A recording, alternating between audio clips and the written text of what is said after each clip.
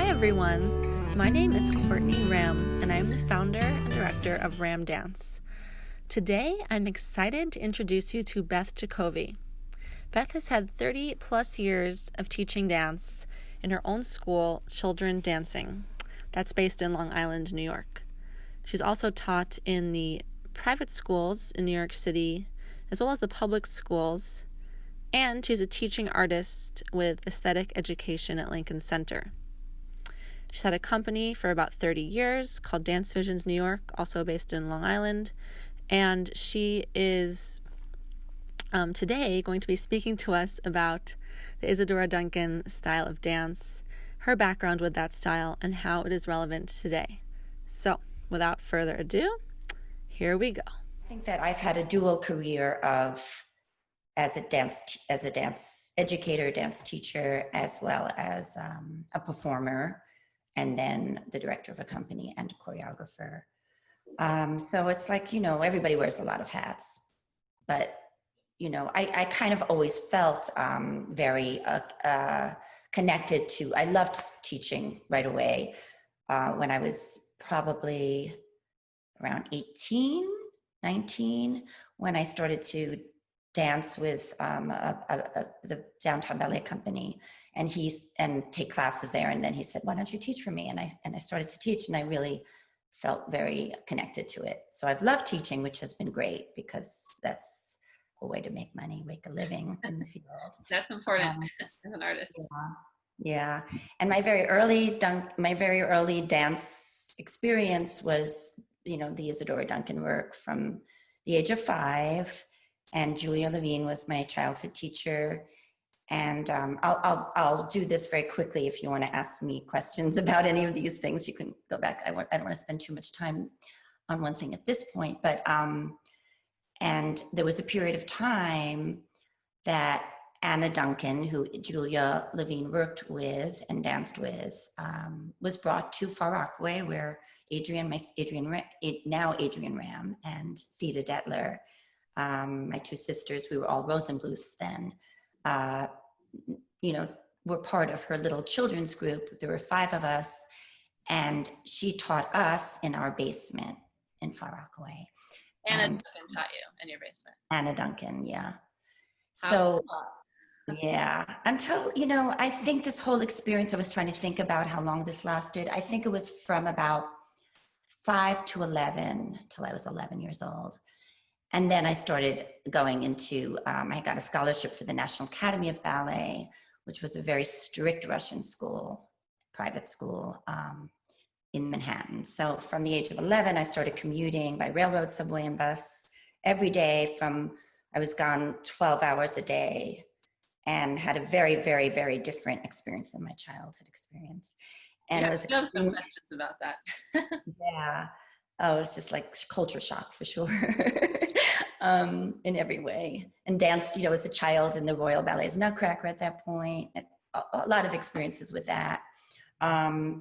Later on, I went to the High School of Performing Arts. I was a ballet major, but was, really was very curious about, modern dance. And certainly this whole period of time, I kept up with the Duncan tradition, because we still, somewhat through Adrian, because my sister was very involved in it. And then my whole family had a relationship with Julia. And, Courtney, I read about your experiences I was just reading your own blog about your experiences going from ballet and then back to Duncan. And I was thinking, wow, I could relate to a lot of what you were saying. Like when I was 11 and my mother was saying, well, it's time we had somebody who was going to actually be in the mainstream, and can actually make a living out of dance, because the Duncan thing was so out there in a way. It was so on the fringe. And so, I was like the one that was going to go into the more mainstream kind of dance. But I think that myself and my mother always had, and my mother somehow in our hearts, like we were just so connected to the Duncan work. And the idea of the naturalism in it, and the connection to nature and emotions. And, it was always there, but I kind of went somewhere else because I felt it was necessary. And I was I was fine at it. But it's always been it's my roots, and it's my basic, I think it's my basic way of dance that I can feel 100% connected in. Like in ballet, it's like, I remember I took classes with Finest Young, and there would be moments in his class where I would feel that the universal experience, like that was so much bigger than me, and totally getting into the music and the artistry of it.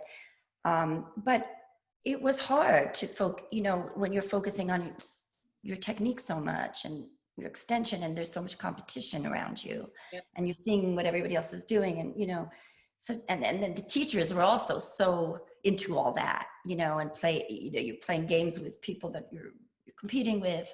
I mean, just so many things get in the way. Doing the Duncan work, no matter what else is going around you, you could immerse yourself in it 100%, in all ways. And so that's sort of what brought me back, totally committed to this work. Like the connection of, and I always say this when I'm teaching now, the full connection of mind, body, spirit, and the individual, and tapping into things in yourself, that connecting to things in yourself, that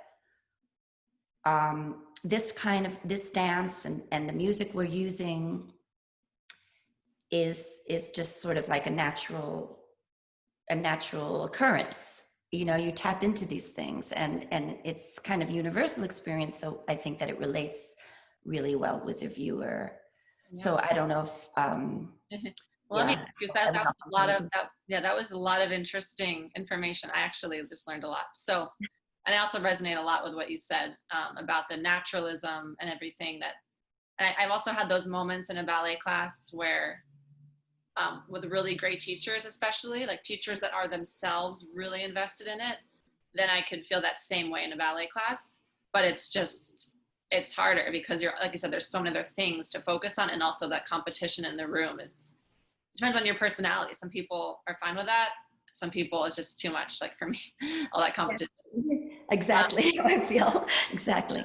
But since you mentioned Anna Duncan, so she was one of the original Isadorables, one of 6, if I'm correct, adopted, 5 adopted daughters of Isadora Duncan. So you were very young. So I have 2 questions. One is, well, do you have any memories of that experience, like that you could share it sounds like how was Anna Duncan? What do you remember of her? And then my second question is, how was she when you decided to go to that Russian ballet school? Did she kind of just cast you aside, or was that okay with her?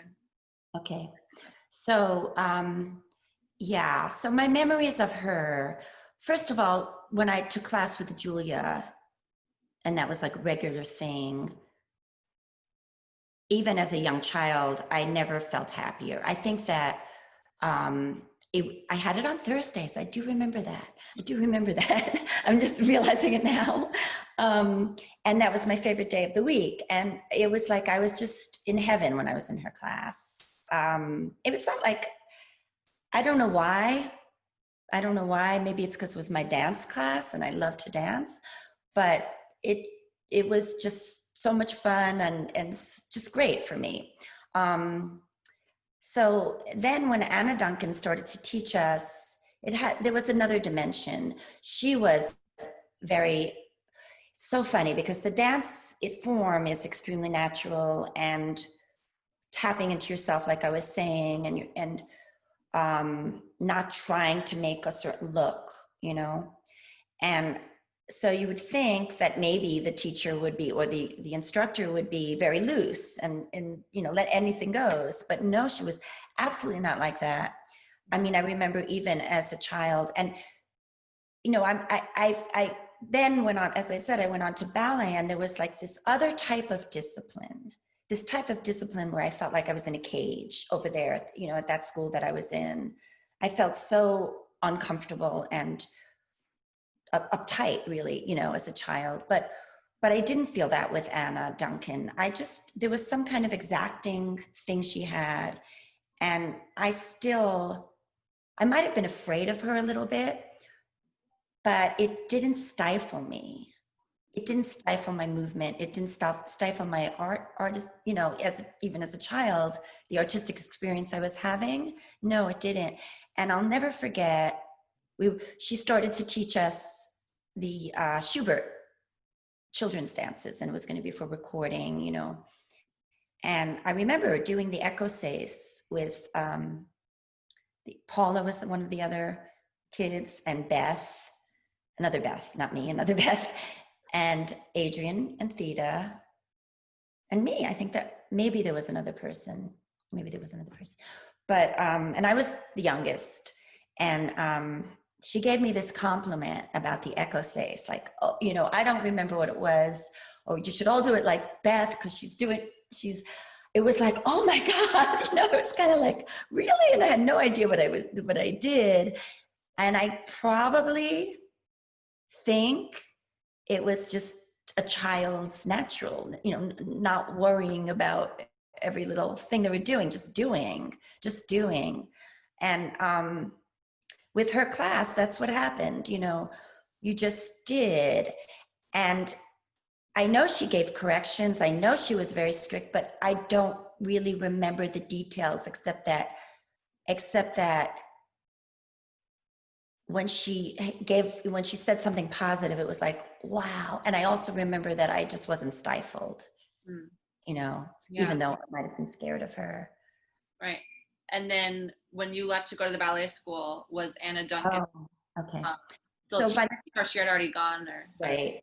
So when I was 11, actually, so that might have been 67 or something like that, 67, 68, because I was born November of 56. By that point, Julia actually stopped teaching in Rockaway. She might have gone back to it later, but it was sort of like a lull. And Anna wasn't in the picture anymore at that point in Rockaway. There was sort of a lull. So it was almost like, okay, if I'm going to dance, I have to go on to something else. Okay. But it has been the skeleton of everything I've done. Like I remember at Performing Arts, we had to do a little choreography thing. And it was like a caterpillar, metamorphosis of a caterpillar into a butterfly. And it was so Duncan-esque, it was like, even though I had other training and a lot of ballet training from that point on, like, every day class, et cetera, I think, it still was even often the basis of my own creation experience, my own choreography experience, I think stems from a lot of Duncan principles. Yeah.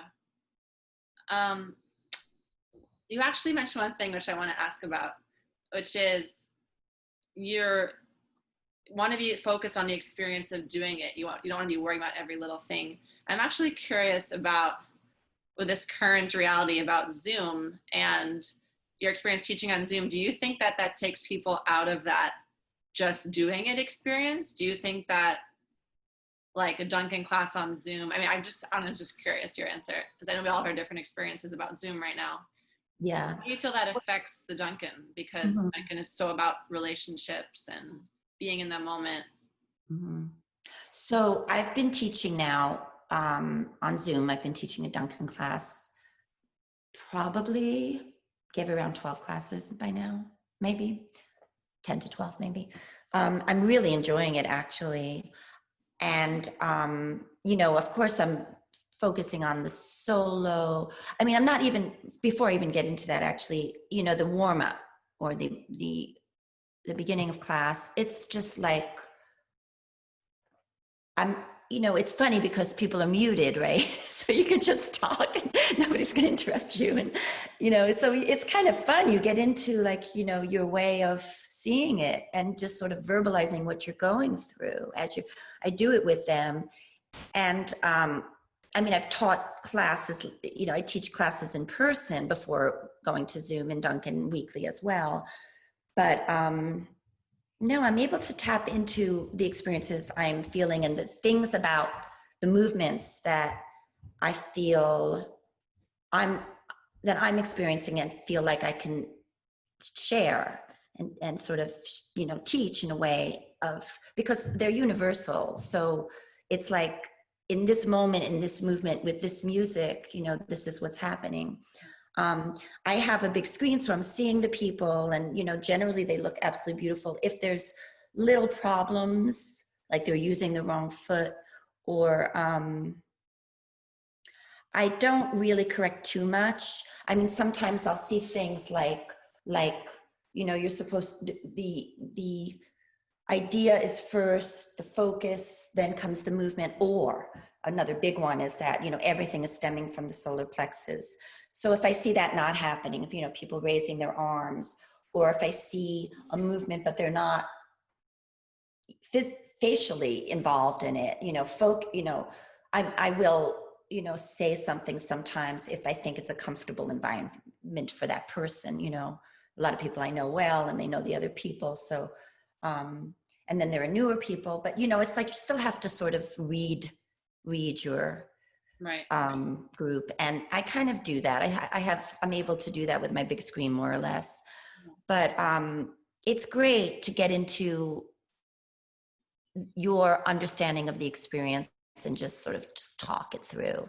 And then there are times, you know, I definitely stop talking so they could just hear the music and feel it their own way. We do improvisation, you know, with given certain guidelines, and that's, you know, they go with it. It's beautiful. I mean, of course they don't have necessarily the right space or that, but, you know, there's possibilities within those guidelines. You don't have to go always forward. You could go, the improvisations work, I think, very well.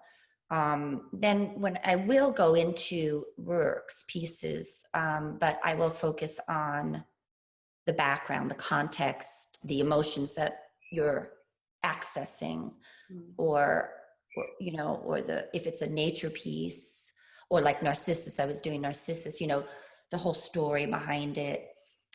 Sometimes people get bogged down on footing and directions, you know, and I will help with that, because they can't do it unless they know, you know, they feel that way, and that's fine.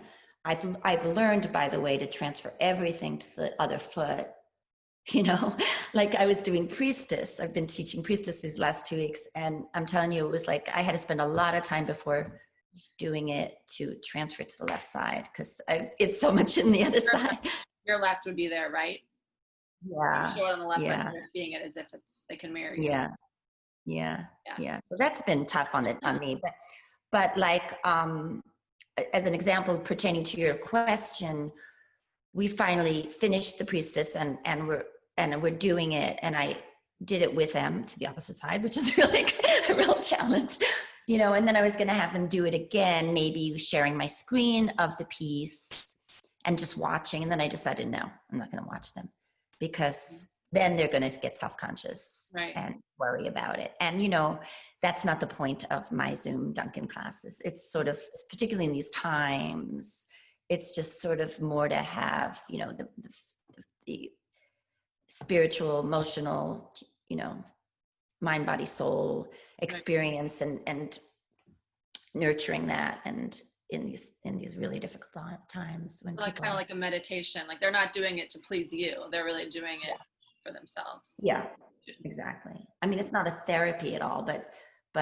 the way I'm teaching it is not, you know, is not to perfect it for performance, you know, in terms of footing and spacing, right, and all that.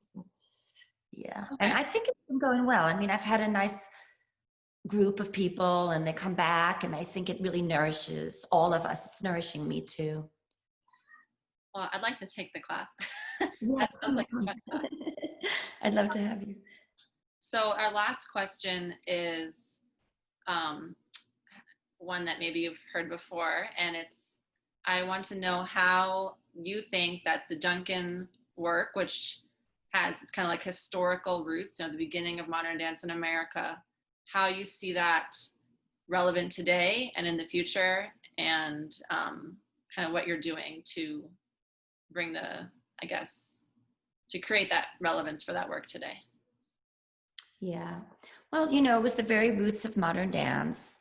and then everybody went away from it, but to Graham and to this and that and to different things. But I don't think it ever really had the chance to develop with the time so much. It just wasn't given the society or culture, just went in other people that were more strong. I'm not saying the Duncan, but then, sort of took over the stream of how dance was developing, and everybody was saying, oh, it was all improvisation. It wasn't, anything that we could get a technique from. And so it's kind of like veered away. The stream went another way. It could have gone in this direction more, I think. I think it was sort of like chance or the particular players, but I think it's extremely valid for any time, it's certainly for these times where we are losing our, we're losing our nature. With climate change and everything's going, and it's sort of, and people are losing their connection to, or the respect, I should even say, for nature. Maybe they're still connected to it, but they're not realizing what we're doing to it to eventually lose it, right? It's sort of, I think it helps us develop that respect for our environment, as we're feeling the rhythms of the waves and the ocean and the currents and the different, as we're experiencing, like, what it feels like to be in flight, like a seagull or the butterfly, or all of those dances, I think brings us back to the appreciation of our natural world, which, we really need to have. Yeah, that's so beautiful. Thank I you. love that. And I also feel like it also is therapeutic. Like you were saying, it helps us understand our emotions. Right. There's so many dances that, let's see, poignancy, I don't know, and just lightness. And they're all emotions that every human being, maybe even other animals, I don't know, sure they do, experience. And it sort of brings us in touch with that ourselves. And then, as I say, it also relates to others, also the whole thing of the whole Duncan concept that we're, even in Zoom, you're alone, but there's always a chorus of people. There's always more to one side and more to the other side. So like when we're doing the universal gesture, say it's one arm, and usually when I have other people, it's like you're reaching toward another person, you're extending, and then it comes back to you. So we're kind of like imagining that. We have to, now, since we don't have people, but it's like we're a world of people. We're not alone, and even in our little boxes, we can remember that and access that and sort of be more compassionate, perhaps, as a result of that. I think it's, I think it helps us be human. I also feel that, a lot of people naturally connect to music and, just find that. I feel like that's something that we can either access in ourselves or help develop in people, that beautiful connection, and all the emotions in the music, right, are in ourselves. So so that's, for the individual. And I think that people relate to it. When people perform Duncan dance, and it's sincere and it's authentic and it's not put on, and it's not like you're trying to look like something, it just reads, and it's extremely accessible, so I think it has a very clear place in the dance world. I think it makes, as Valerie Durham has said in, I've read stuff, I think it makes for better dancers, period, to have such a rich life, and it makes you a better performer. I think in any form of dance, it just gives it so much more dimensions, Yeah, I definitely can test that. Yeah, I think we're always on the same wavelength. In terms of what I'm doing and my dancers, I have some dancers that are totally involved in the technique and have been for a long time. And I'm seeing, you know, all the things I'm saying in them. I feel like I have newer dancers that, or people that haven't done it as often, or maybe not as, we're coming from a different type of background, you know, very different type of background, where it might be taking longer for it to be visible, like noticeable, like, you know, seeing that beauty of these movements and the richness. And but you know, they also are committed to it. It's like, it's not like they're doing it because it's another technique to do. I mean, they really believe in it. You know, most of the dancers I've ever worked with feel that way. Not everybody, but most of them do. You know, they really do connect to all these ideas. Like, you know, and then it has all these mythological works and accessing all these universal archetypes, you know, or situations that mythology does. And, you know, a lot of the Duncan stuff is the Greek mythology, but I feel like even from other mythologies, you know, the ideas are so similar, you know, the thoughts are so similar. They might be written about in different ways, but yeah, you know, the basis, the skeleton is extremely similar, I believe, from what I've yeah, what really stuck out to me is that you said that Duncan dance brings us back to nature, and it's like connects us to that compassionate, use that word, something about compassionate side of ourselves, like that, having that compassion, feeling those other people around us. And to me, that's like so vital. So that's a beautiful, and then the mythology, that universal story, that, you know, the universal myths that are within our lives, within ancient, whatever. It's all like, you know, we can find it within ourselves. We can see it outside of ourselves. Yeah, and these things are timeless. These things are timeless. I hope you enjoyed listening, and do stay tuned for our next interview as we explore dancing past to future.